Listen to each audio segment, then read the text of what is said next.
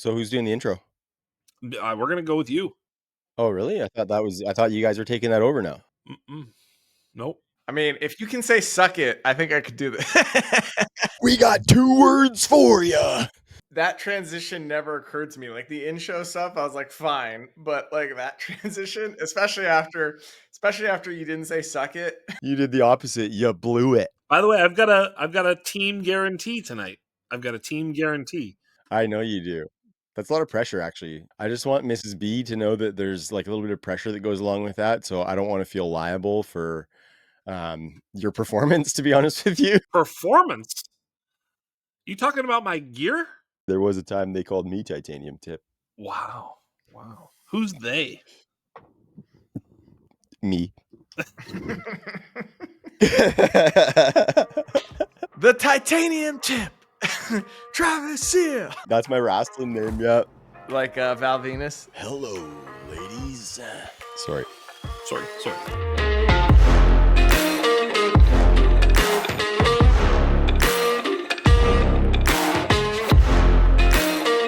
Sights and sounds and edges found.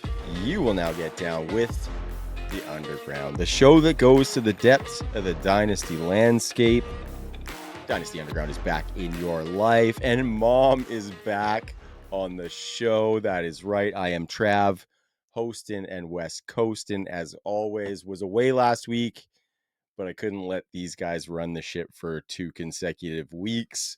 Although, boys, I did enjoy the content you put together last week. It was, it was a bit of an edit, but we made it happen, and you guys had a good time, and that's all that matters here on the Dynasty Underground. So, of course, we're posted up on that YouTube channel for the Undroppables and your favorite audio platforms. Do you want to give a shout out to the Discord as well, guys?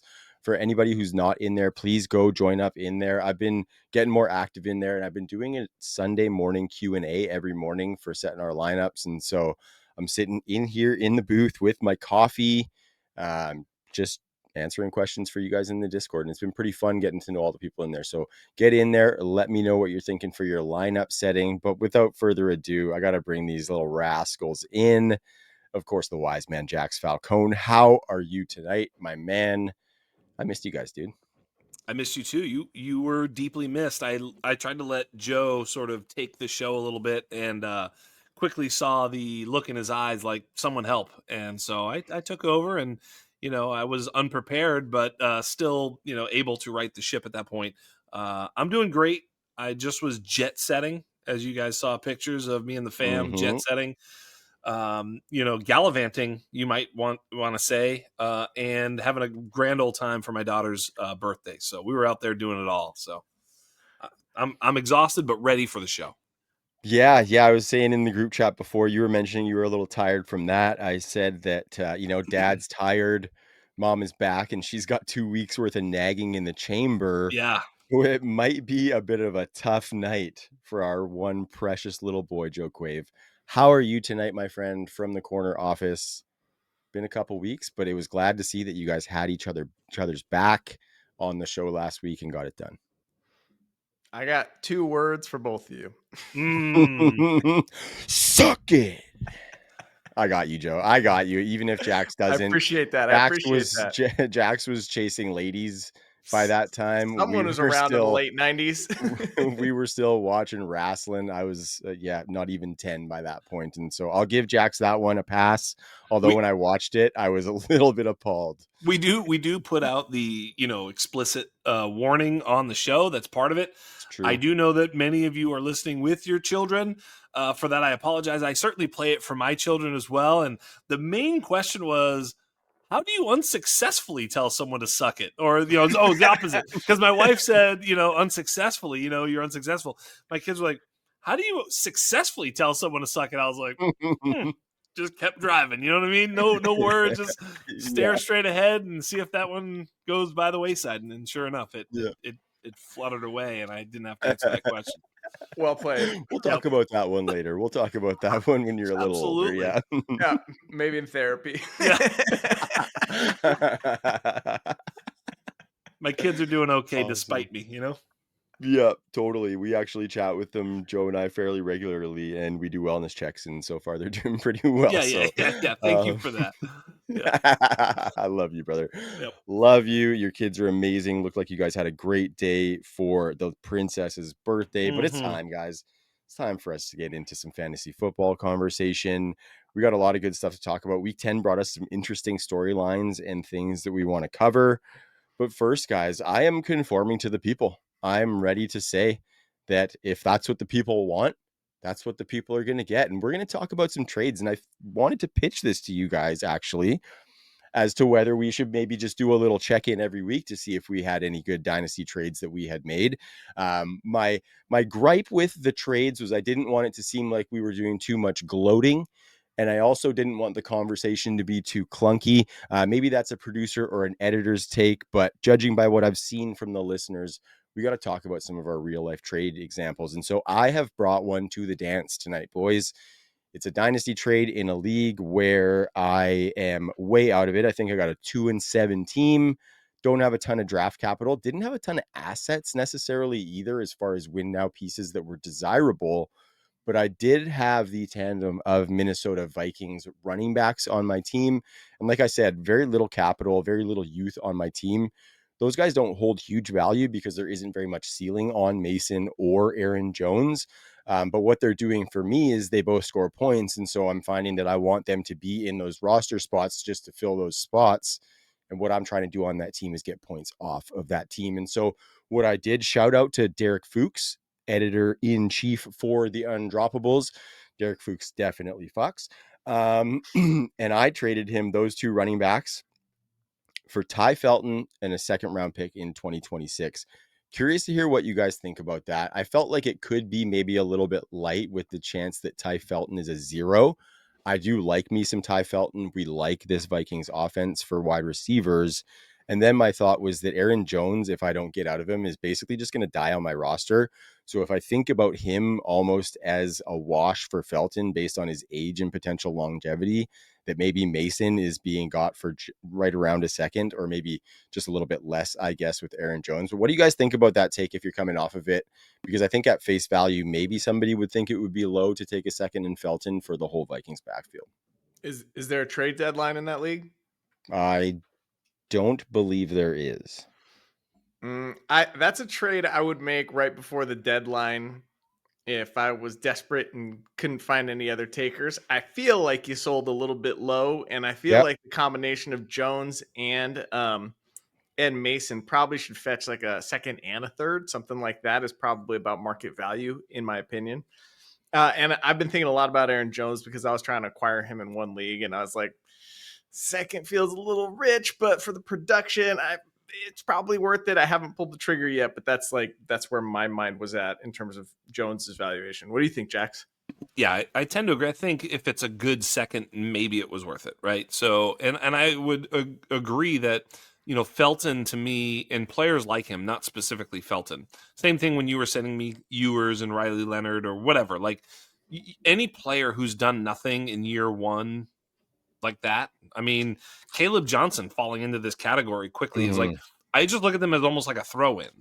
Certainly Felton specifically because he had no sort of draft capital either. By the way, we usually have the hashtag Trav was right. This one with Jax was right. I did tell you guys he was probably likely to play a lot of special teams. He's been great on special teams. And, you know, so far that has been his role for the team. He has been active, but not really active in the passing game. Long story short, players like that, I just take as a throw-in. Happy to take Felton because I'm giving up players. I need someone on the roster. I'm going to have to pick up someone off the waiver wire. I'd rather take, you know, I've even asked people, like, they'll send me a couple of picks for a couple of players. I'm like, is there anybody you're dropping? You know what I mean? Maybe they've got a couple players they're going to have to drop after acquiring that they could just throw into the deal. And it's like, well, sure, I'll take them. They're slightly better than the shit on the waiver wire, but like literally those are throw-ins. And Ty Felton is pretty close to that type of player. So really to me, I look at the trade as Mason and Jones for a second. Fine. Probably a little lightish. Fine. Yeah.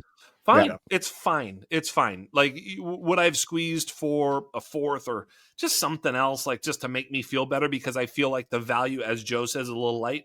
Sure. But whatever. It's fine. Yeah. I underwrite the Felton part at a 0, right? Yeah, for sure. It's not part of the calculation. Same. Totally. I was thinking kind of along those lines, but I am fairly bullish, and so I think maybe he can outproduce that. And so I just became an even bigger Ty Felton fan, boys. I think that's actually the lesson though, is that, don't underwrite them as a zero, as Joe says, because what we do is we go, oh, I like him. I like Ty Felton. So I value him as part of this trade. Fuck that. The guy trading you Ty Felton away isn't like, oh, what am I going to do without Ty Felton? They're a zero to Sure. them. So you've got For to sort of sure. evaluate it as a zero and just be like, Ty Felton is pure blue sky. And I just looked at the roster too that I was trading with Derek, and his next best quote unquote young asset that I would have wanted to put in the deal was Jalen Coker, which I think is probably a bit of a step up that Yep. somebody might not want to do with all the cokeheads that are out there. So Yeah, true. yeah, it was kind of what I had and where I got it from. It was like shortly before kickoff too. Just taking a peek, like not shortly, but I guess that morning, Sunday morning. So got her done. What's funny is right before we started recording, right before I jumped on, I accepted a trade that Jack sent to me. This is a continuation of the conversation we were having last week where I was trying to get JJ McCarthy from him. I wanted a couple seconds back. He ends up countering me. Anyways, let me just walk you through the mindset. In this league, I've got Jordan Love and Dak Prescott. And the second Tucker Kraft went down, I got real worried about the Green Bay offense and Jordan Love. So I was like, I need somebody else because I only have these two quarterbacks. I need to have a third quarterback. I need to have another lever to pull in case this turns into disaster. We didn't end up making a deal last week, but Jack sent me a deal where I was like, I'm going to sit on that one. I haven't really decided, but he basically countered me with Daniel Jones and Jalen Warren for a 26 first, a 27 second, and Jalen Milrow. And my thought process was, even though Daniel Jones really hasn't looked good these last 2 weeks, he's looked good, on the season. And he, at this stage, is probably getting a contract and is probably worth the first round pick. Do I love the talent? No. But then Jalen Warren also probably worth a second. I've got Caleb Johnson, so I've already got the built-in handcuff, theoretically.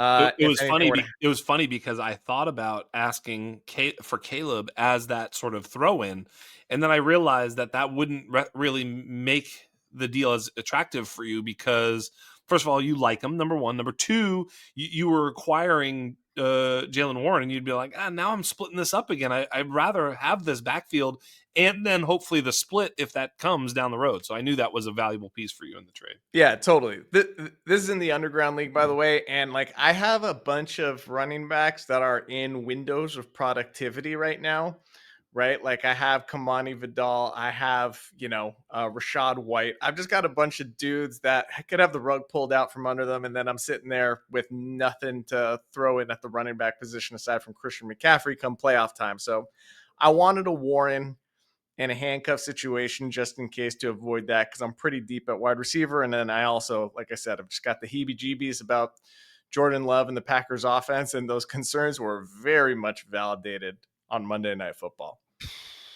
Yep. But it's funny because as soon as I accepted the trade, everybody in the chat was like, Jackson and Joe are negotiating this. We really weren't. I just accepted the trade he proposed last week. Oh, shit. That's brilliant. Jack's just found out right now. I just found out. That was great. Amazing. I just found out. That's great. That is great. Well, I can give you my reason for the trade.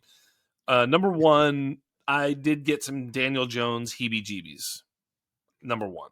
Number two, I'm like, look, I can go ahead and re-roll with a quarterback like Jalen Milrow, who gives me some runway.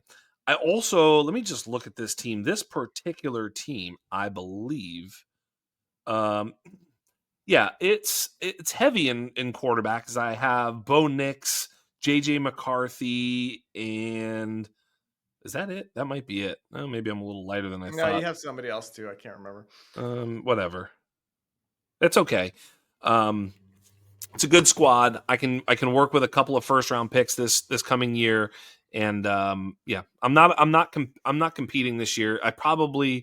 I was up in the air on that trade, so there you go. So that was as close as I was coming. So congratulations. So the people know, I still have another 26 first and multiple 27 seconds. So I was okay. It was actually a really smart counter by Jax to make it a 27-second instead of a 26 one. So, anyways, that was all good. Yep, I guess I'll push it through. There was one more point I wanted to make about the trade, but I forget what it was. So, guess it doesn't matter that much. That's great. That's good. I got the heebie-jeebies on Daniel Jones, sold for a single first.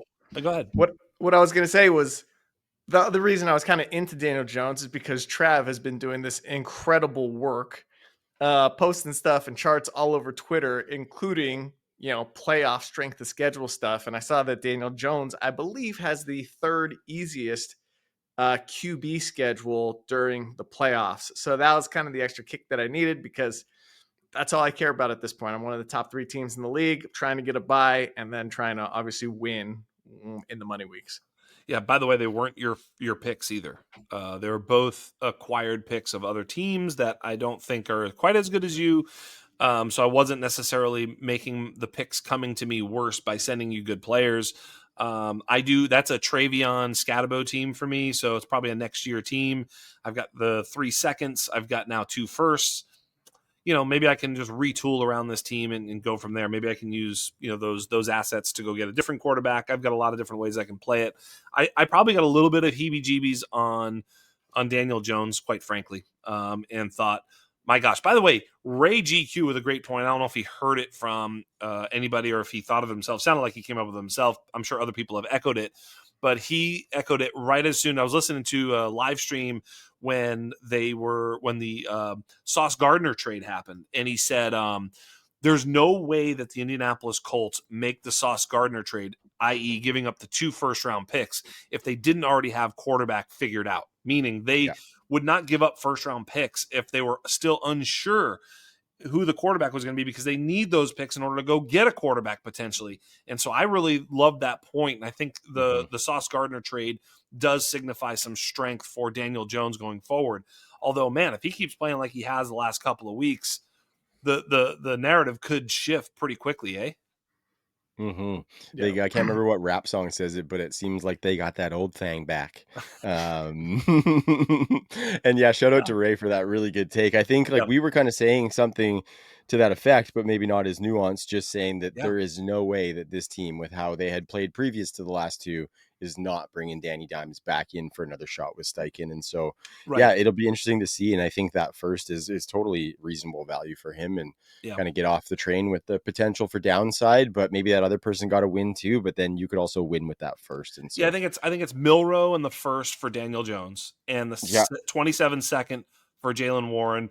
Both are fair trades. I think that's completely fair. That's where I would want Jaylen Warren, and I'd be right there on that fence. He's kind of won me over a little bit this season. I missed on Jaylen Warren this season. And I mean, with Milroe, for you bringing Milroe back, there is that chance that Milroe doesn't necessarily pan out as something. So you got that first alongside with the other quarterback. So I think it's a good little trade all around. Actually, shout out to Curdy and the boys in the chat, because they knew that we were a pre-show when that trade was made. And they said, I cannot wait to hear the boys talk about the mutual benefit of that one.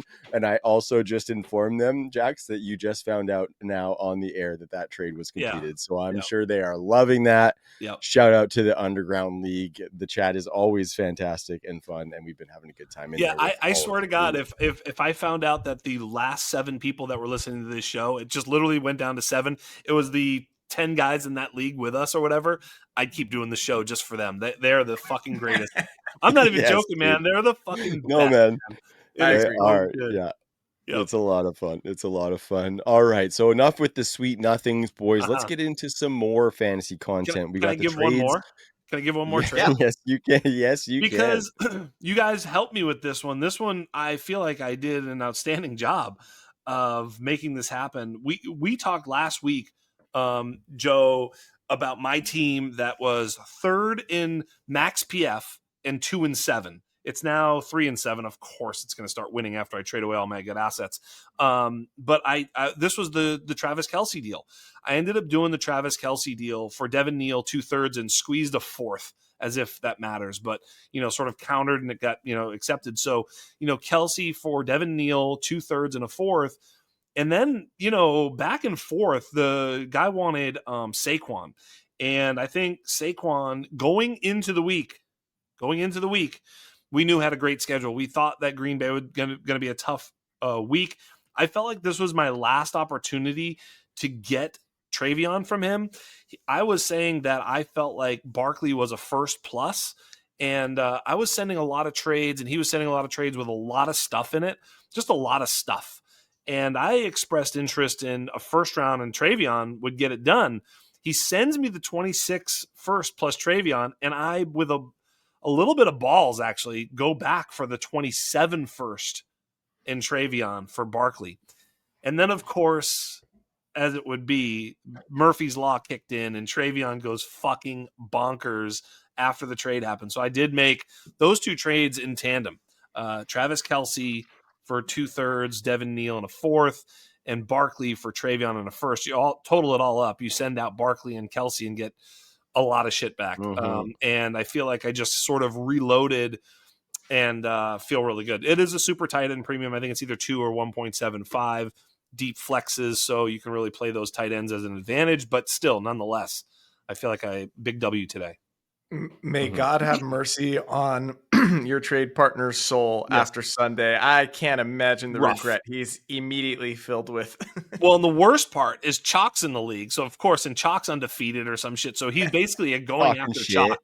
And he's basically like, what a fucking rookie trade. This is a veteran player who's won countless times, but he's just berating him, and they're going back and forth at each other. It was fun. To my pleasure. Yeah, of course. Yeah. Obviously, that's always great when you can make the league fight. Yeah, fantastic. Dude. You're sitting there going, I guess I got the guy who did good this week, eh? Yeah, and as much as you guys know that I love Saquon, I cannot debate that trade in the slightest. Love it, especially with one more Treveyon take for me, and I'm just really, share, excuse me, whatever you want to call it.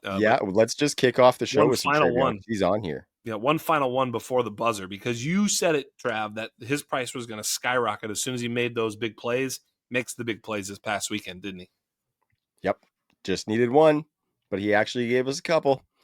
One of them was a nice 69 yards as well. I might add was Treveyon, and that's where we're going to kick the show off, boys, because he's on the show sheet. We might as well talk about him. That actually, I was looking up some of the rookie running back data, which is actually very fun. That was the 3rd best week of any rookie on the season, behind Ashton Genty, and Cam Scadabo was actually the 2nd biggest week. So shout out to Treveyon. Just looks like the baller that we thought was just kind of underneath that carport with kind of, that cover that they put on those classic cars with the collector plates on it. You know what I mean? Well, he's got daily plates on him now. That cover is off, and he's still being parked under the carport because we want to keep him nice and pristine, but they're bringing him out for daily drives, ladies and gentlemen, because that toothpaste is not going back in the tube, boys. They have to continue to use him, and it's going to be glorious. It's going to be glorious. He is tracking to be an absolute league winner. I got a bunch of shares in teams that have been aching for this, boys. And so I think that there's not much left as far as like takes on Treveyon. We've said all that needs to be said. It's more just a moment of rejoice, right? Yes. I got some takes. Get in there, Joseph. All right. Number one, I want to start with the cold water, because obviously this is a very bullish week. But I want to start with the cold water. All right. He was not the starter. Terrell Jennings was. T. Jennings, yeah. And he got hurt, yeah. T. Jennings. Number 2, that first big touchdown run, anybody who runs a sub 4.6 would have scored a touchdown on that play. Like, that hole was gigantic. Joe. So that's it. That's the only bad things I have to say, because exactly what you said, Trav. The first part of your take holds some water. The second part of your take, he erased an angle, first of all, and that angle was being taken away to a guy who runs a 4.6. Just that part, I'm not going to let you get away with. It was a huge hole. Huge hole. Anyways, the 4.6 guy's getting 20, but not 55. All right, fair enough. We'll agree to disagree. I think anybody scores on that. No, play. I disagree. Yeah, I don't agree about anything. The good news, can you just let me get to the best part? Well, I didn't know there was a best part. Like Trav said, the genie absolutely cannot be put back in the bottle. Oh, you said toothpaste in the tube. Whatever. Yeah. Say you never even listen to me, Joe. You never listen to me. Number two, more importantly, because it doesn't matter what Vrabel thought of him before. The fact is, Henderson won that game for the Patriots. Flat out. There were a few big plays. There were a lot of big plays, lots by rookies, actually. Kyle Williams also had a huge 70-yard touchdown as well. But like whatever Vrabel thought before, he can't take away the fact that that was a close game. It was closer than they wanted it to be. May didn't have his best performance, and Treveyon Henderson put the team on his back and won that game. Not only that, but like, remember a few weeks ago, we were talking about how just, he messed up a blocking assignment and you could see he just wasn't processing information really quickly. I think that concern is completely gone. The game has totally slowed down for him, so much so that on that last touchdown run, dude was looking at the sideline, asking them basically for permission to score. So that's how much it's slowed down for him, that he's running full speed, can slow down enough to look at them and make sure it's a good idea for him to score. How much more trust can you gain in your team and coaching staff than that? So like any concerns, are completely quelled. T. Jennings is injured and probably out of our lives. Ramondre's coming back soon, so it'll be interesting to see how that split works out, but it doesn't matter anymore. The potential has been realized. We've seen it. It's real, and it's not going away. Yeah. This was go ahead. I mean, this is my moment. This is what I've been waiting for.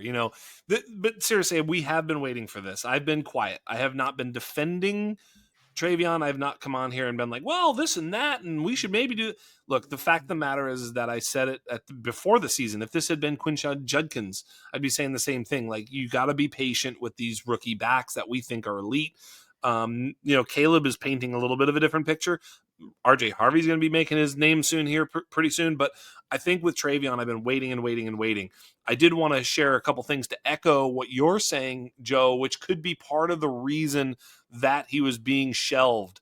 In the first 6 weeks of the season, now PFF is PFF. Take that for what it's worth. But nonetheless, he did not have a single PFF grade pass block grade above 50. As a matter of fact, only twice above 40. He had some that were basically zero. So he was almost a net zero in pass blocking grade in the first 6 weeks. Since then, he's played 4 weeks, 7, 8, 9, 10. In those 4 weeks, he's had 3 of those weeks have been a pass blocking grade above a 73. So you're talking about not being above a 40 something and now being above a 70 something, totally changed. So his pass blocking, at least to those that are watching that specifically, and it may be the coaches as well, are seeing a better version of Treveyon, which I think builds trust. And then, of course, when you break big, gigantic runs to win games, you tend to notice that stuff as well, especially when you were kind of doing that your entire life. Like, that's who you are. One final thing just for funsies. This one's for funsies. You ready? I'm going to read you something.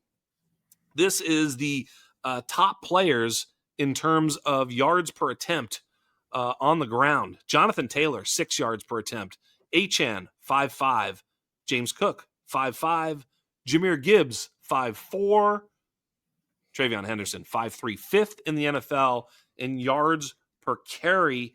Yeah, you can say he had those big runs, but those are the runs that will happen with Treveyon Henderson. If you give him enough opportunities, he's going to break them. So they count, and they counted big time this past week. Yeah, I think the only thing that's going to stop him from doing that on a regular basis is Mike knock Vrabel. on wood injuries. No, I don't even think if Mike Vrabel was to try and saddle him up after what he just did, he's going to get fans calling for his job. Like, you have to do it. And I actually think like the fact that that not that you felt like you had to, Jax, but that like we in general have to kind of make cases for rookies halfway into the season and question whether they are actually a bust or a good player because they didn't get a full workload on an NFL team 8 games into their NFL career is kind of like a big negative in the dynasty space, right? Like, if you are thinking like that after 8 games, you should not even have scouted him or evaluated him or drafted him in the first place, because if you're questioning why you drafted him after 8 games, then I don't really know what to tell you. Because this is something that happens almost specifically at the running back position. Yeah. Maybe a little bit at the tight end position too. I'll give tight end as well. it happened with Trey McBride. Even we had Trey McBride who was cucked by Zach Ertz, and there were a lot of people who looked at Trey McBride's rookie seasons per route and per game and per this, that, and the other metrics. And I said, you got to be careful because he was not playing the alpha tight end role very often. He was playing the other tight end. It's just a little bit different. I don't think you can really look at it that way. You got to look at when Zach Ertz was not in the game at all. How did he play in those games? Isolate that because that's when he was playing that role. Anyway, long story short, same thing with the running backs. Running backs either are sort of not playing or on the field. If they're on the field, then that's great. Wide receivers totally different because if you're on the field, you're one of 3 or 4 wide receivers. Torrey Horton, for example, he gets on the field, he makes big plays, he's good. Now his raw numbers are not there. It's not like we're like playing Torrey Horton every week. It's so you got to have to look at it a little bit different with running backs. If they're not getting on the field, that's a coach's decision. That's not because they're not good. It could be because they're not good, but that's where you have to go to your point, Trav, of we evaluated these players. We know what we think we know. We have to stick with that for a period of time. Yeah. This is super interesting. I think the reason for that phenomenon with running backs is because people just think it's like an instinctive position. And I think that's true for the most part, right? And so when we talk about the game slowing down for them, it's like a bunch of stuff, pass protection, a bunch of other things. But like the Patriots were running a lot of inside gap schemes with this rookie who, when it's an inside gap play, like you can't just trust your instincts. You have to follow the gap, right? You have to go that way. And so it didn't really let his natural abilities shine because, this is against like what his instinct may have been. But now that he's kind of figured out how it works and is starting to see it a little bit better, it's like we're seeing the results, right? So even on the 55-yard run, he had his head down like he was going to take contact and there was none. He was like, oh, would you look at that? Yeah, exactly. When he came out the other side, like, sweet, I'm fast. I think I got this shit. But like when he went through, he was like, I think I'm going to get nothing. So it was kind of cool. Yeah. He's better than he thought he was. Yeah, he's like, look at that. I got a quick take here on Kyle Williams. Don't want to spend too much time, boys, but I'm not, of course, going to shut you guys down from your own take. But I think I'm tempering a little bit on Kyle Williams despite that 70-plus yard touchdown. Because I think what he's needed to get there is Kayshon Boutte being injured. Boutte played like 18% snaps last week and then none this week. And those are the only 2 games where Williams has reached 45% of the team's routes. I think what this, like what you were saying though, Jax, with guys like Torrey Horton, if it's a wide receiver, we're looking for signals at this point. You know what I mean? And the signals with Kyle Williams are good. He made the most of that opportunity. And I think what we know now is that the team has him in the long-term plans and he's not just going to get Jalen Polk or Javon Baker out of this roster, right? Yeah. He's going to be a part of this team. I'm pretty sure he's already got more career receiving yards than both of those dudes. So shout out to Kyle Williams for kind of being a part of the long-term plans. Just maybe don't be relying on that limited workload, big stat line that we had in week 10. Yeah, it was, I believe, his lone target. He caught it. Didn't earn any more targets beyond that, but connected on a deep ball with Drake May, who's currently the best deep ball thrower in the league. So I'd expect more boom or bust stuff from him, and just work his way into the rotation, make the play when your number's called, and keep stacking that. Okay, boys, we are going to move on. Bit of a sad note, but I don't think it's going to be a sad note for too long. Jaxson Dart did hurt his noggin a little bit in week 10, left in the third quarter. Did not come back. Now, usually for concussions, I kind of plan for a 1-week absence at minimum, and I'm just happy if it's not a 1-week absence. So that's what we're doing for the short term. I think in the long term, boys, I'm doing absolutely nothing because he looked fucking awesome. Left in the third quarter. Pretty sure he still finished as a top 5 quarterback on the week. His rushing is incredible. His passing is looking a lot more like NFL level as far as like the play calling and stuff there, which we will get to. Just things like him stepping up in the pocket and still being poised when there's pressure around him and stuff like that is just, it's already looking NFL level. And so we love to see that from Dart. I'm going to touch on the rushing real quick, and then I'm going to let you guys take the Giants conversation where you will. Jaxson Dart right now in the games that he has started is averaging 10.5 PPR points just as a runner per game. So that's since week 4. I think it's 6 starts. He's averaging over 10 PPR points as just a runner. That's only happened 6 times since 1961. So 2 of these guys were before any of us were born, Billy Kilmer and Bobby Douglas. The other 3 names on this list to average 10 PPR or 10 fantasy points as a runner: Lamar Jackson, Jalen Hurts, Michael Vick. And I'm going to let you guys guess who the last one is. All right, wait, say the first ones again. Lamar, Hurts, Vick, and there's one more quarterback that's averaged 10 fantasy points per game, only rushing. As a rookie It's or not, ever? No. Ever.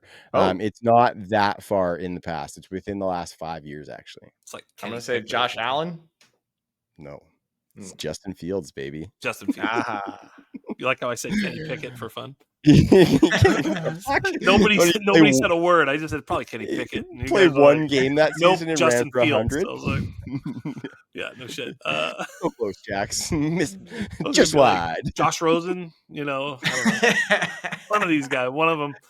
Ben Roethlisberger. So you guys are in the same camp that we're not adjusting any sort of dynasty stance. Like, I think maybe the play style we could talk about, the fact that he's playing crayon eater football, putting his head into every single prospective tackler that comes. Like, I understand the frat boy mentality, and we all love that with Scatabo and Dart. Like, we want it to continue forever, but if it's going to include them sticking their beans into the pile every time they run the ball, I don't want any part of that. I like having them on my roster, and obviously I will. You take the good with the bad, but they have to fix that shit, man. They have to. Yeah, and they will or they Both won't. of them. I mean, we don't know if they will or they won't, but they ought to, but we're not in charge of that. So I will say this, though, it's a skinny buy window. If anybody's been kind of rolling with Dart or whatever and thinks, oh my God, he's injured, or just, I don't know, just feeling any sort of way. I mean, just there's all these sort of skinny buy windows in Dynasty. And yeah, this changes zero of what I think of Dart. I think it was Ian Hartitz posted somebody. I don't remember who it was, but it was basically third down. It was EPA per play, and it was like success rate and something else on third down, basically. And Josh Dart was like at the top. So as of right now, we're seeing that Dart has been great on third down. It was something we've been saying for a while. So yeah, I actually think the design runs had gotten kind of out of control, and that Daboll was absolutely I think this firing was absolutely justified. And Daboll, the irony is he was trying to save his job by getting the franchise QB concussed. And I go back to early last year, early usage on Malik Neighbors, where he was just going nuclear in week 1 and 2. And I can't remember, Jackson, if it was you that said it, but it was like he's almost being used too much. They're gonna break him. They're gonna break him. Like, don't use him on every single play. And of course, he got concussed, if I'm not mistaken, in week 2, just due strictly to ridiculous overusage. So it seems like I'm not going to blame Scadabu's injury on Daboll, but I do blame that Neighbors injury early last year on him. Yeah, and this Dart injury, I think, is on him as well, just because it's like inevitable if you're having this guy run on 10 designed runs per game, and he'll drop his shoulder and his head. What do you think's going to happen? So you can't be playing those games with the franchise quarterback. They do need to rein him in a little bit. It's been a very fun ride, and I don't think that that's going to stop. But if we can just limit it a little bit more, I think that's best for the long term regardless. I kind of hope he sits this week.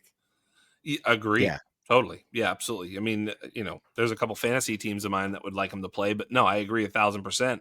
And then, maybe this was that power struggle. I'm sure we're going to hear more, but maybe it was some of that, like, you're coaching for your job, but we're managing this kid for our lives.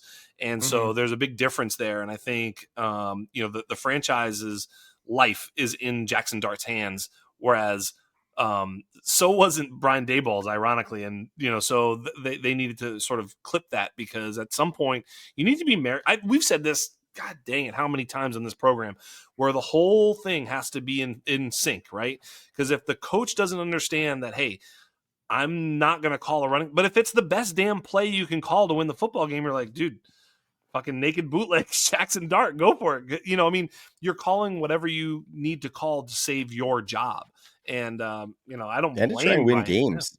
but that's trying the to win point. games. You're winning games at all costs. Whereas, if you tell me, hey, I'm going to be coaching here for the next 3 years, we're 2-8 at all costs. No, not Mhm. Jaxson Dart. Yeah, Jaxson yeah, Dart's not yeah. a cost I'm willing to pay to win a game, and so that's when you start to go, okay, we're still going to take care of that asset. Yeah. And that's where it's got to be so interesting too, right? Because like when you're on the field, we always say like there's no way that players are not trying when they're on the field and stuff. And so I think even as a coach, I would want to still be trying to win every fucking game. And I Yes. actually kind of have that problem in Dynasty. I just want to win every fucking game. It's hard Yep. for me to lose sometimes. And so that's where sometimes I'm hanging on to those middling rosters that I think are one or two pieces away that actually aren't. Yes. And maybe Competitively. Brian Daboll was doing that. I also think that that team has been so starved for something good that it's like every time they've gotten something good, Daboll's like, oh my God, I'm going to use it. Oh my God, I'm going to use it. And then they're all just getting their fucking noggins busted. And so, yeah, it's interesting. He'll go and be an OC somewhere. And I think he's a pretty good OC actually, because like I liked a lot of the locker room stuff that he was doing with Dart. He was rallying around that young quarterback. He was one of the frat boys too, which maybe isn't necessarily a good thing, but he was trying to allow them to build that culture, which it kind of seemed like. So I don't know. I think it's kind of weird with how he's been playing too. But they need somebody to go, and I guess he was the easiest one. Mike Kafka, former Eagles backup QB, comes in. Sorry, cut you off there, Joe. He has been the OC for the last 4 years for the Giants, which is not necessarily something you're stoked about on your resume. But previous to that, he was the quarterbacks coach for the Chiefs from 2018 to 21. He was the passing game coordinator in the last 2 years of that also.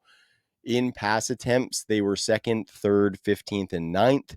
In passing yards during his tenure, and this is going backwards, sorry, they were fourth, first, fifth, and third. So they had top 5 passing yardage offenses when he was a part of the Chiefs.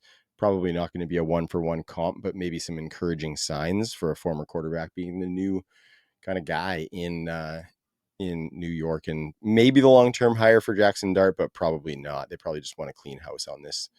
Joe, did you want to talk about the running back split as well with Tracy and Singletary? Because it has been kind of interesting the last couple of weeks.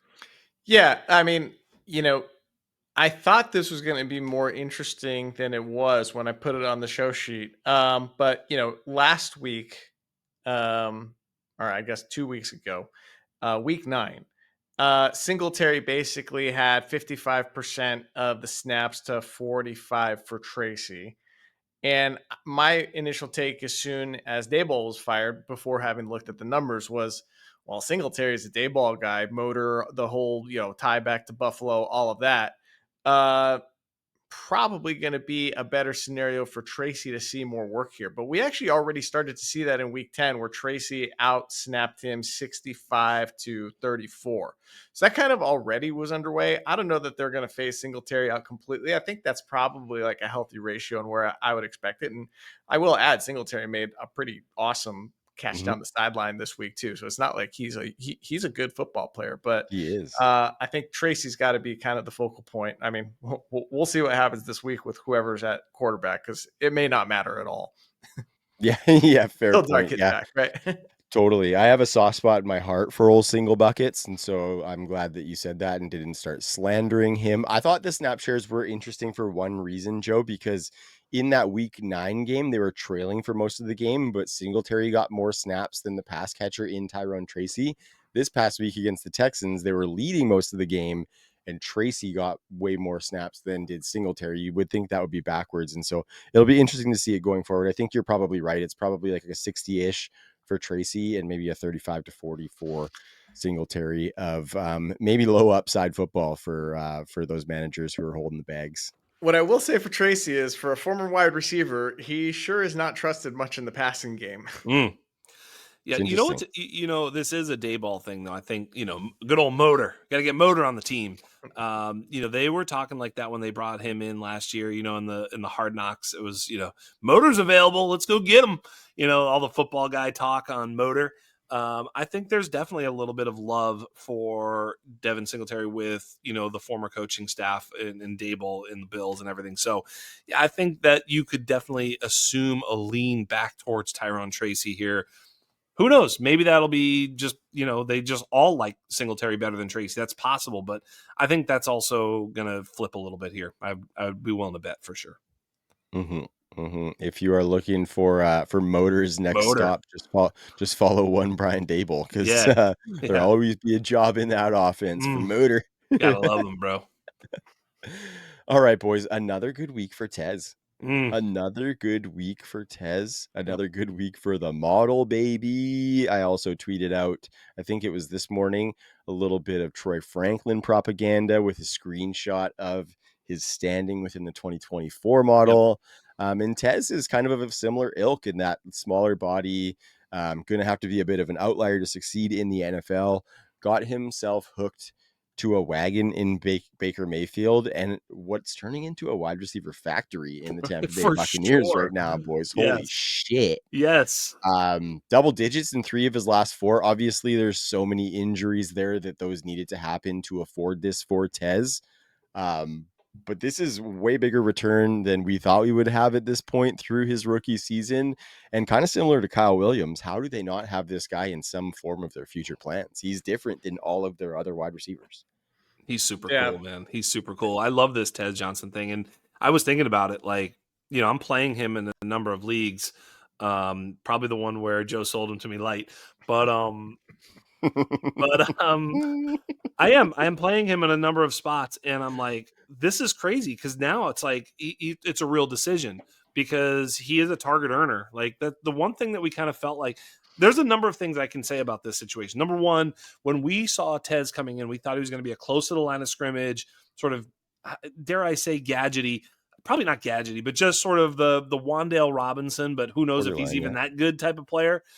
And he's been catching the ball down the field, which is the biggest bit of news that's part of this, that we already knew he could do the sort of jitterbug stuff close to the line of scrimmage, get me open real quick. Hey, I'm open for 4. Hey, got 3, sort of chip away at plays like that, but I think he's showing that he's clearly much more than that. I mean, the touchdown to make it 21 in the back of the end zone was, first of all, a dime by Baker, but a really awesome route and easy catch once the ball's there. But what a cool route. I mean, just if you're able to do that type of stuff, you have my attention.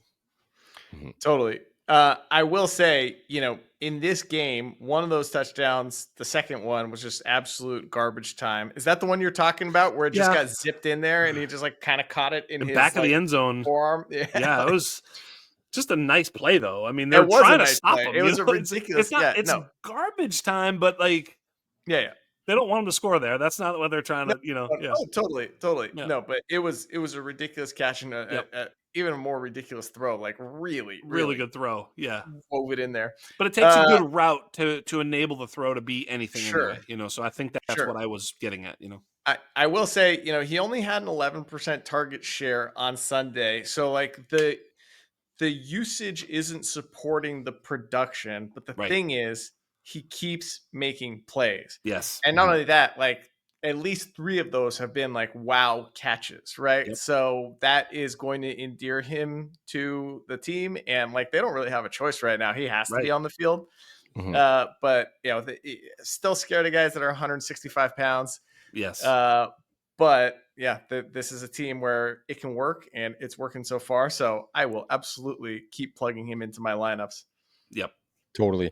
Since we mentioned Troy Franklin, guys, I can't quite move off of that without I'm going to drop a little bit of the propaganda that I was dropping to you guys in the group chat earlier today, because there's a lot of talk. Like everybody is talking about the Amon-Ra St. Brown role this season. It seems like, or the this role and the that role. I don't necessarily subscribe to that too much. It kind of doesn't. It never really pans out that way, and so I've kind of stopped saying that that's going to be the exact role. But in jest, sort of. I came in the chat and I said, you guys want to talk about Amon-Ra St. Brown role? Troy Franklin right now is right around 50-50 as far as slot and wide snaps, which is a fantastic signal for the trust that Sean Payton puts in him, and right around the same snap shares that we like out of Amon-Ra. I didn't look at the route trees and stuff like that, so this isn't comparing Franklin to Amon-Ra necessarily, but I just like that usage. And then we look into some of the high leverage stuff that he gets. He has 16 deep targets.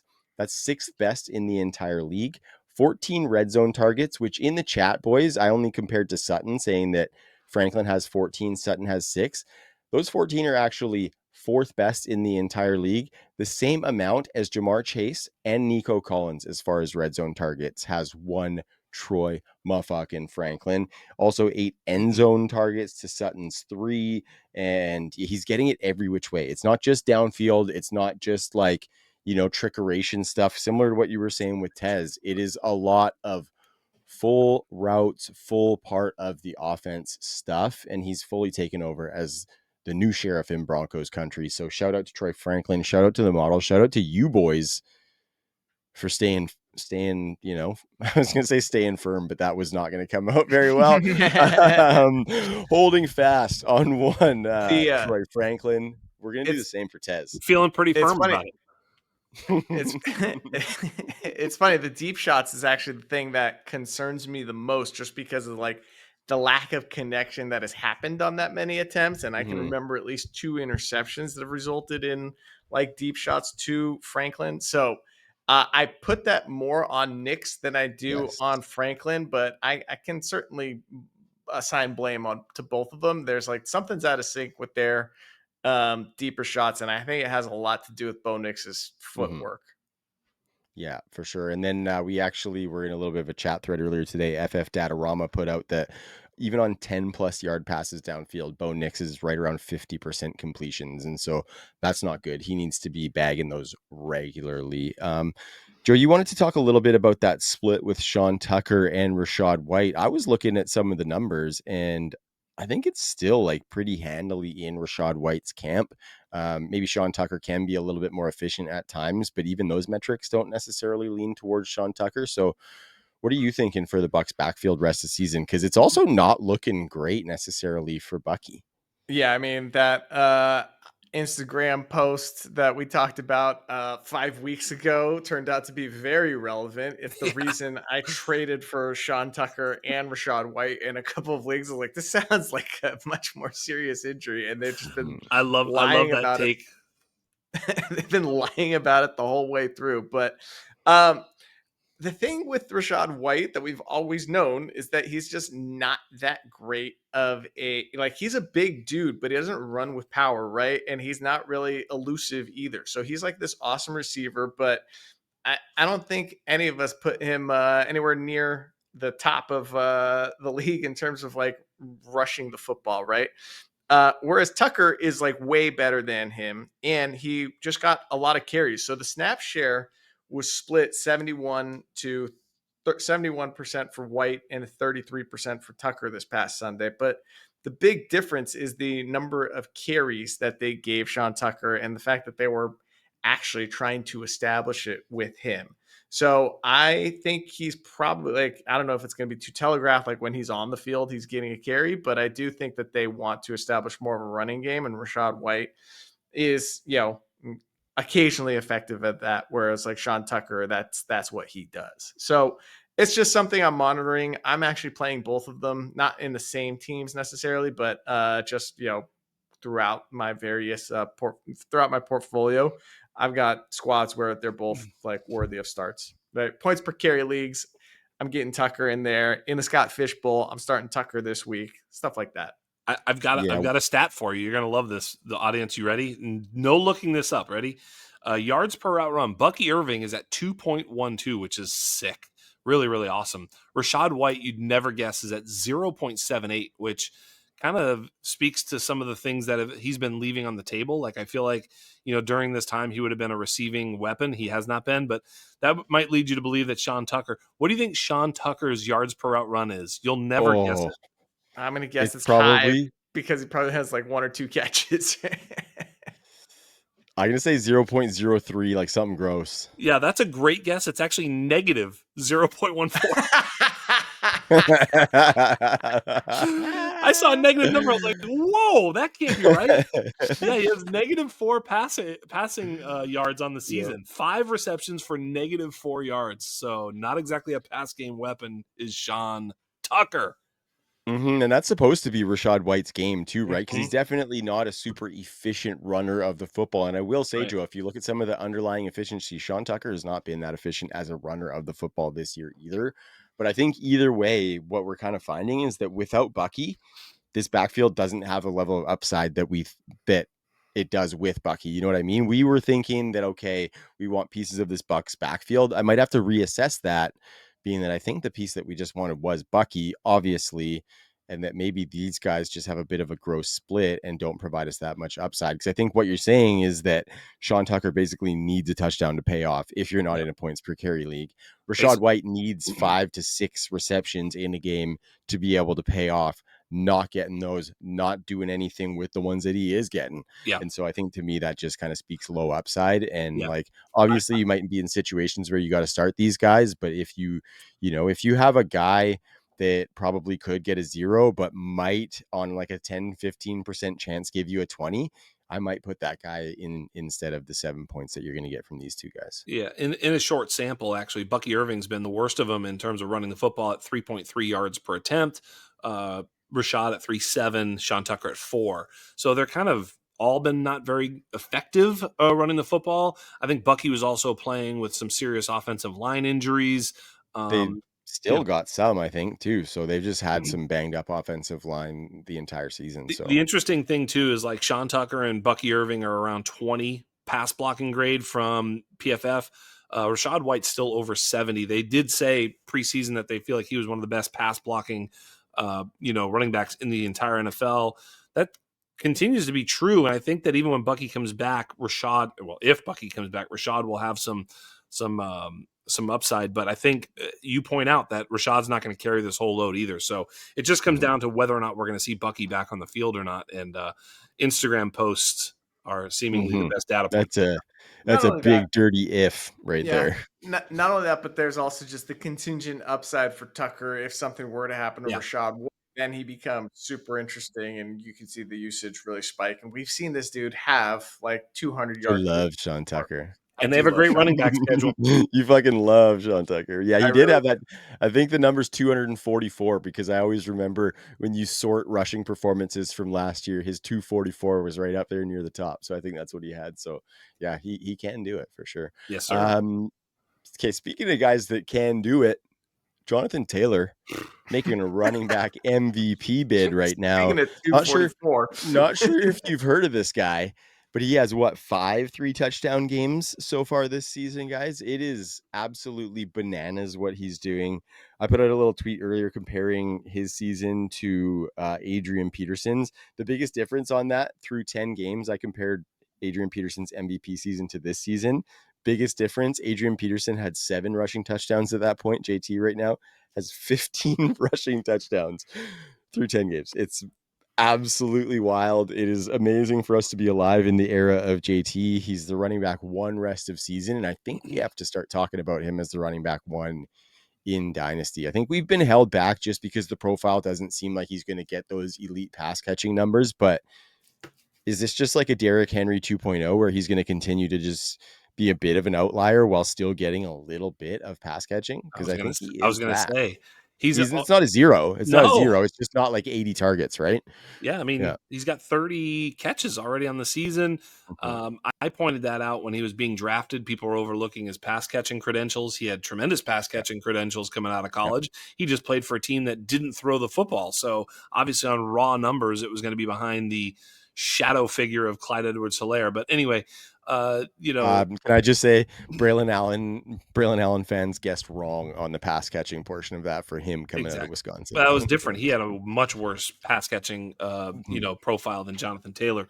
Jonathan Taylor had like 6 touchdowns in his final season receiving the football. Clyde Edwards-Helaire on 60 catches had 0. So, I mean, this was kind of an easy call. He had like 15 catches, 6 touchdowns. It was like, dude, come on, this is an elite player. He showed it everywhere on the field. He's showing it now, and I wonder how long it goes. That's really the question. I mean, if you think this is good for 1, 2, 3 more years, like if you feel like this is a 3-year window, then he's worth any other running back in the NFL at this point. I mean, he's just so good. So yeah, this is awesome stuff. I love seeing it because of course I do love Jonathan Taylor.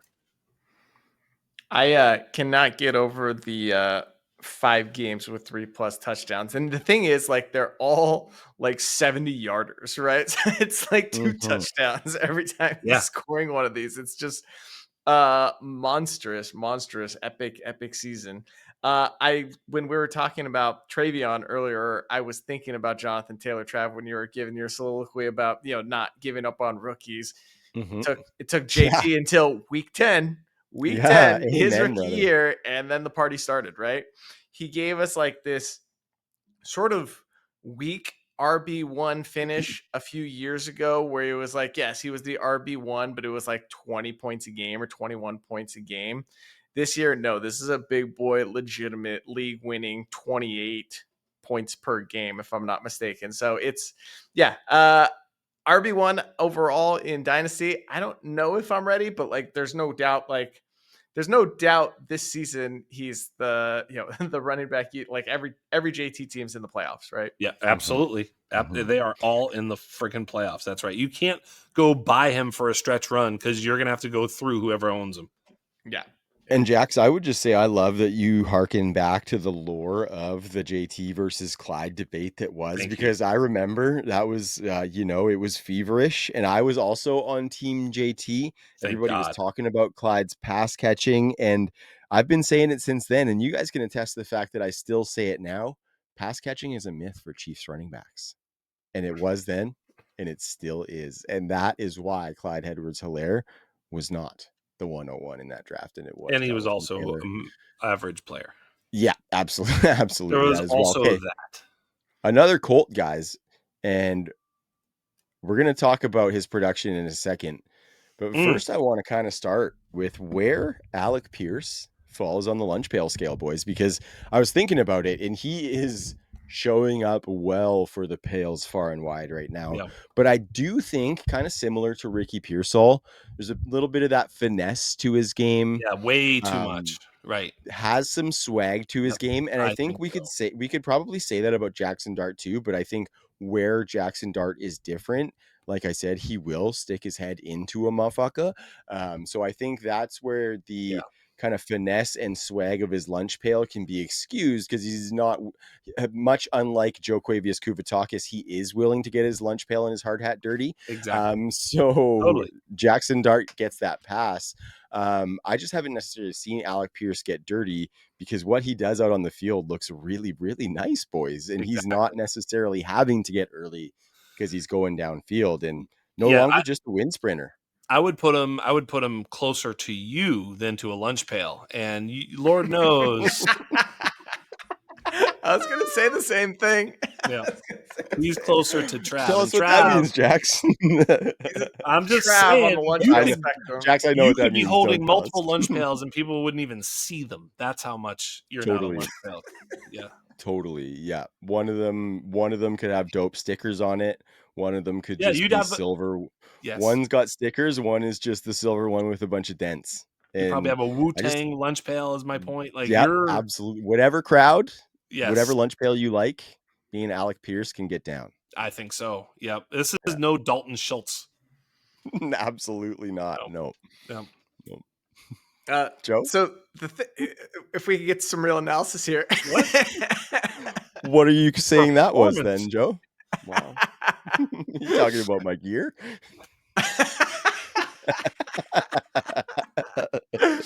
I mean, it's what I want to ask is rest of season, Alec Pierce or Michael Pittman Jr. Pittman Jr. Yes. Yeah. It is that, Joe. It's funny, and I'll tell you why. Someone asked me the same question. You go right ahead. No, you go right ahead. I'm just saying I was asked this question. I had to wait a second. I had to really identify this. It's still Michael Pittman. Go ahead.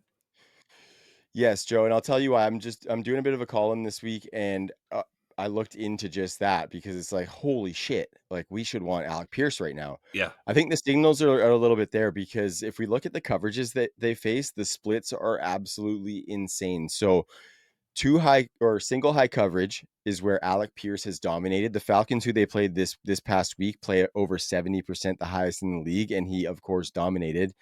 Alec Pierce yards per route run versus single high coverage, 3.44. Michael Pittman, 1.45. The target share is way in Pierce's favor. Targets per route run, way in Pierce's favor, and first read target share. When you look at two high coverage, it's almost flipped.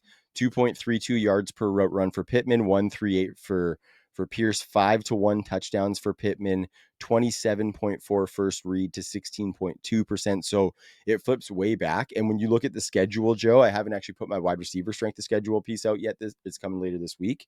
But I do know that the next at least 3 matchups are top 14 in 2 high coverage rates. And so those play much more into Michael Pittman's favor than they do to Alec Pierce. And normally I might not lean so heavily on such a big split like that, but I think 10 games in, that sample is something that we can kind of lean on in an And it offense makes that's humming sense like too, that. doesn't it? It makes Yeah, sense. Like when yeah, we think it about it, we does. know, first of all, have you seen Alec Pierce's, he's 20 yards per catch, but he's also 20.4 ADOT. So like, yeah, he's Yeah. getting the ball when there's those vacated spaces deep down the field. And, Michael Pittman's at 8.8. So, while the yards per route run at this particular point, Alec Pierce is holding over Michael Pittman. I just think Lifetime Achievement Award and the targets and the scheme that Trav is talking about, all those things lean me toward Michael Pittman. But I'm the one who tweeted, we have to realize that Alec Pierce is now an alpha. Like, this is crazy. This is really, really impressive, and I have to give him a lot of credit. But just if I'm calling it for the rest of the season, I'd rather have Pittman, and it's closer than I ever imagined. All right. So I agree with everything you guys just said. However, what my observation has been is the last 2 games, probably more than that if I'm being fair, but the last 2 games, it sure has seemed like Alec Pierce, Trav, you hit the important note. First read. He's been the first read on a lot of this stuff, and it hasn't Mhm. actually all been deep. Like he's been doing some shorter stuff, some crossers, stuff that we haven't really seen from him.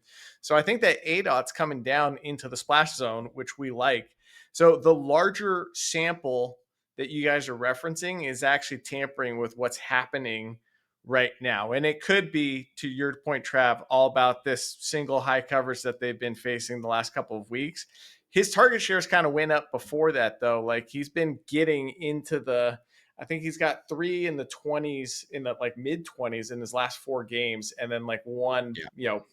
below 20 at like 16% or something like that. So Yeah, you're bang on. Yeah, I'm looking at it right now. You're spot on with that, Joseph. yeah, so I guess my point is this: it's like I think we have to kind of we always like to do it the other way, right? It's like we don't want a small sample to cloud our vision. Right here, I Okay, don't think we want the large sample to cloud our vision. I think we're seeing a you're right. transition unfolding right now, and that's the kind of point that's the point I kind of want to hit home. The next couple of weeks will be telling against some different looks, and just to see if he can keep this up. But I don't know, guys. I don't Well, know. check this out. You were spot on with your eye test was telling you the truth, because previous to the last 4 weeks, he had never had a first read target share over 17.8%. Over the last 4 weeks, he hasn't been below 22.7. 3 of those have been 31.8 or higher Wow. as far as a That's first way read, higher which than I is thought. that's like top of the league type of numbers when you're nearing 35 plus. And so Wow. that's kind of crazy. I actually am going to look a little bit more into what the coverages of all 4 of those matchups are and see if I can dig a little deeper, because I think we want pieces of this offense and we want the productive wide receiver in this offense too, right? And so it's going to be interesting to know that. And I will definitely be in the group chat when I'm working on that wide receiver strength of schedule piece, boys. Great I work. will have you know. I'm thinking back to a couple weeks ago when we had our ranking summit, and you guys got me to move Michael Pittman from like 37 to 29, and I kind of begrudgingly did it. I'm kind of mad at you guys. Still not bad. Still not bad process. He's still a No, really good great, wide receiver. great job. That's really great insight. Awesome stuff. I feel like I'm a guest on a good show. This is awesome. Fucking love that. I love that. We only got a couple Occasional more here, host. boys. It's I'd unbelievable. like to say, Such a good speaking show. of good show, we're making nice little time here. We got a couple more topics left.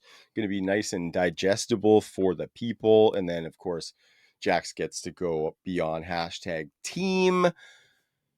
Jameson Williams, boys, we got to talk about him as much as we might not necessarily want to after the dog job we put on this motherfucker a few weeks ago. Jameson Williams coming through the debris, having a good week 10 with old kneecap biting Dan Campbell at the helm calling the plays. Are we rethinking Jameson Williams? Are we waiting a couple more weeks to see if there's consistency? I think I lean a little bit more towards waiting another week or two before I start moving him up in my dynasty rankings, but I definitely am taking note and have more of an eye on what JMO is doing. I'll say that. Where are you sitting, Joe? Well, I think for the first time this season, maybe not the first time this season, but the first time in a long time, he had a 20% target There you share go. on Sunday, right? There you That go. is notable because we had a change in a play caller and a dude that probably calls it a little bit more like the Lions were run last year, as opposed to, this John Morton fellow who we had fun with in the offseason. He ran, like, it wasn't just deep stuff. He ran like multiple crossers. He ran like this deep comeback. Like, it's not just a Jameson Williams thing, though. This is Dan Campbell out there seeking explosives, right? Like, that's what Yes. he's doing, right? Like, they were utilizing more play action, more motion than they have at any point this season. And so, like, I think this is super bullish. I mean, that's what the Seahawks are doing, right? Like, that's their secret sauce as to why their offense is so effective. It's, play action and it's motion, right? So if this is what the Lions are going to look like they're about to go nuclear, in my opinion. And that means it's probably closer to the Jameson Williams of last year. I don't think that it's going to be considerably better than that. So whatever you thought about him like last year is probably, yeah. And to me, that was never really up to first round value in terms of wide receivers. But like, I don't know. He's usable again. That's for sure. And if this allows you to sell him for a first, we're absolutely smashing the piss out of that, right, boys? Yes. Okay. Cool. Yeah. I mean, I think I tweeted early in the season, just wait till it was week 14 for Jameson Williams to go for 202 because he's going to be playing the Dallas Cowboys and they're terrible. Well, it turns out the Washington Commandos are probably worse than even Dallas at this point on the backside. And he finally got loose. I think he's got a few good matchups coming up. He's got the Giants in a couple weeks. He's got the aforementioned Cowboys in week 14. And, the playoffs are, hit and miss. At the Rams, home against Pittsburgh, at Minnesota, not a good matchup in week 17. But that being said, yeah, I mean, he had a 21% target rate. Again, he's a career 17-18% target rate guy. He was slightly above that, made a couple big plays against a bad defense. I think that's exactly what he is. He's going to have big games. He's going to give you these games where he goes for 150 and a touchdown or two. That's in the realm, but he also has the downside. We went through this with players like a Gabe Davis, other players. We've been through this before. This isn't a Jameson Williams isn't good argument. This is a Jameson Williams doesn't earn enough targets to be worthy of this sort of alpha role that we put people in fantasy. That's really what it's. I mean, this is a totally different conversation than football. In football, you could do all the cool things that Dan Campbell does with him and be like, yeah, man, he's fucking awesome. And I would agree. But that does not get us points on the reg. It gets us points here and there, and you guys know that. So that's what it is. Jax, what's the stat you always say? What he had never eclipsed what number of targets in a game? I think it was catches. Never had more than 6 catches in a game. Got it. He got 6, so he's right there. Yeah. There you go. Set PRs. Set PRs. All right, so you guys know me and my graphs, right? This is the range. This is the range. He just spiked towards the top end of the range, right? So yeah, it probably is a sell window. But if you can sell the story of Dan Campbell took over and now it's Jameson season, pull the trigger. Yeah. Alrighty, boys, and we're going to stay in the NFC North, but we're going to talk about the Bears' backfield situation. DeAndre Swift, of course, came back from his injury this past week.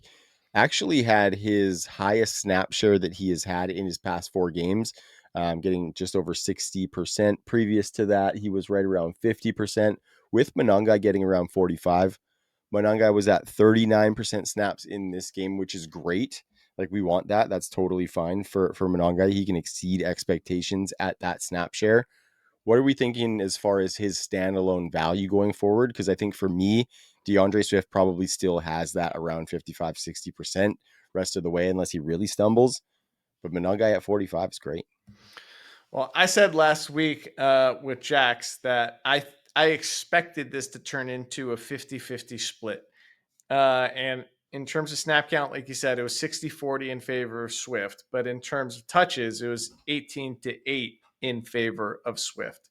So that could have been a little bit game script dependent, given the Bears were trailing, for most of the game, and Swift is the more natural pass catcher. So I kind of want to see it in a more neutral game script.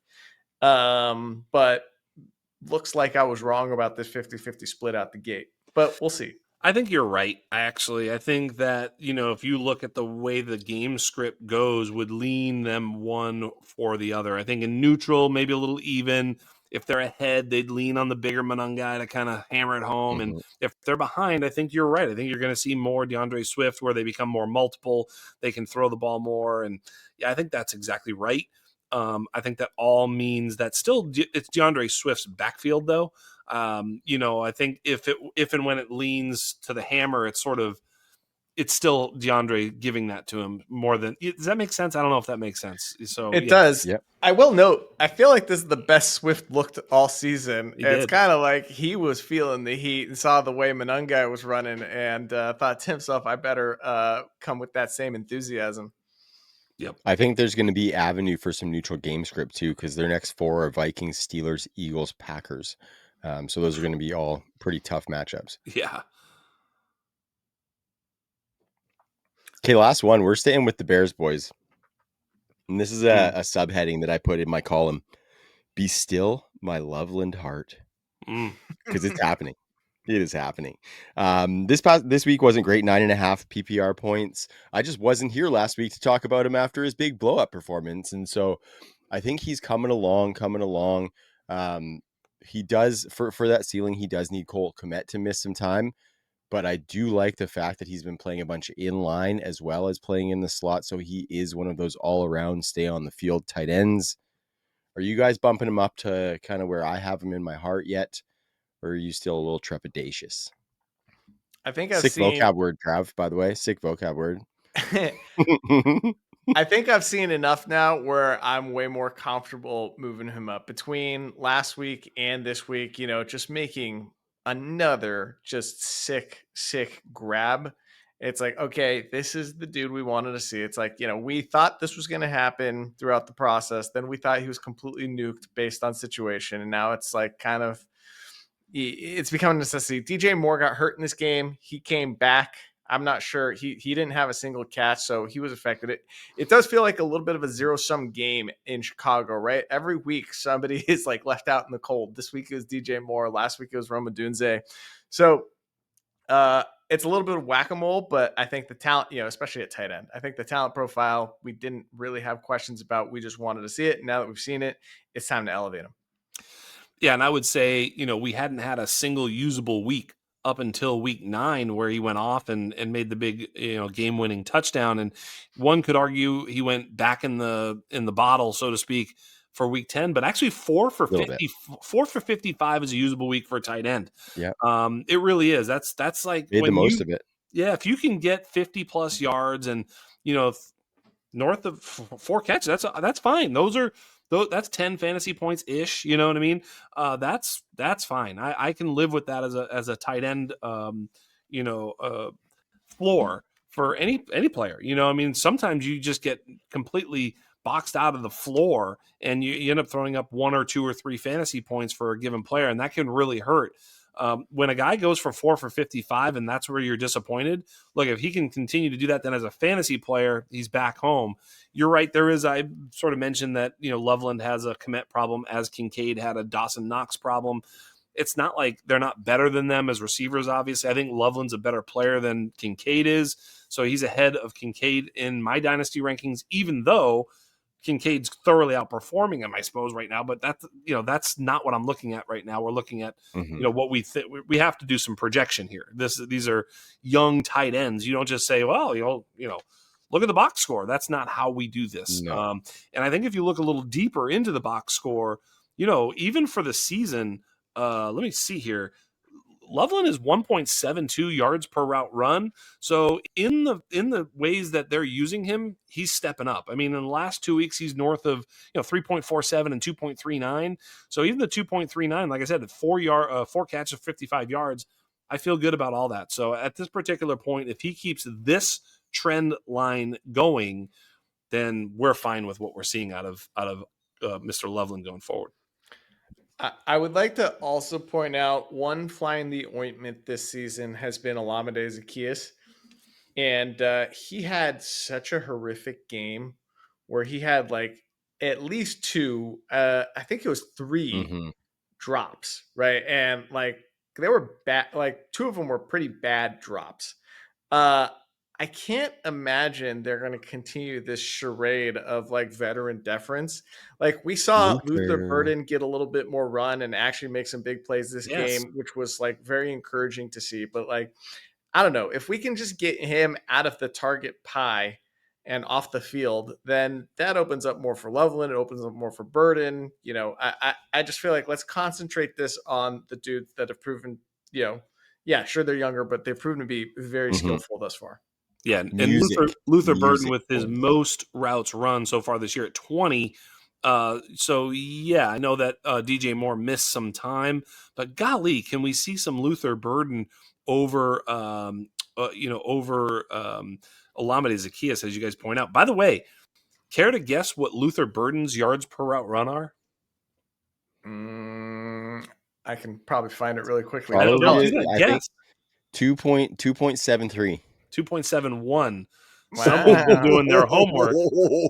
Someone's been doing their homework. I actually, I didn't know that offhand, but I knew it was above 2, under 3. A big number. Granted, you don't, look, efficiency stats for lesser used players is with a grain of salt, and it's with a grain of salt. But because we know Luther Burden is good and he's making plays on the limited opportunities he's getting, kind of makes sense. This is all starting to click together. I think what's happening is just that 2026 projection that we were talking about. And I hate to say #Trav was right, but that 2026 projection is coming to fruition where it's going to be Rome, Luther, Loveland, see you later, DJ Mo Money, see you later, Olamide. And we have our offense going forward. So the Olamide story is the story we did not see coming. We did not see him cucking anybody, let alone, right. So yeah, this has been the thing that we're like, okay, enough with the Olamide thing, Clear up the rubble and let's roll. Not coincidentally, Luther Burden is also leading the team in yak per reception at 6.69. Loveland not far behind him at 6.05. But like that's how the yards per route run number gets goosed. Obviously, those things are correlated. Yep. So he's only got 143 air yards. His ADOT's at 7.9. We want to see that come up a little bit. Yeah. But dude, Caleb needs layups, right? Give him layups and let Luther Burden just do his thing after the catch, because that's where he's freaking lethal. Oh baby, I think it's coming. Guys. Right. I think we got to now Luther Burden breakout right now. Like it's. I think it's coming in the next few weeks. Yep. Yeah. Stay tuned for some of my strength of schedule stuff, because he's another guy that I'm going to have a keen eye on and report back to you on, fellas. And so now that I'm all bricked up on Luther Burden, I think it's a good time for us to cut the piss off on this show, boys. It was really good getting back in the lab with you, Joe. Much like you said, when you missed shows, the FOMO is so real. I knew you guys were podcasting on that night, and it was like I had stuff going on, and I was just thinking like, oh, I wonder what this bastard's talking about. Oh, I wonder what they're talking about.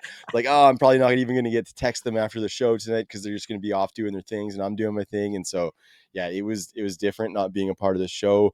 I'm glad I'm back. I hope I don't have to miss too many more, because Mom is a control freak, boys. And so she needs to be here. We need her and we love her. We genuinely missed you. Like, genuinely. Yeah. I felt the same, boys. I felt the same. And so, like I said, great to be back in the lab. I hope the listeners are happy that the band is back together as well. Shout out again to the Underground League and all of our listeners. And we really love what's being built around the show. So keep commenting, keep letting us know on the YouTube channel. It's been a really good time. Audio platforms. Don't forget, I'm in the Discord every Sunday morning. It's like 7:00 my time. I've like barely shaken the cobwebs off, and I'm in front of my computer researching fantasy football stuff for the people. So Clearly. get in there and let me know if you have any questions. 2.73 guess. Whew.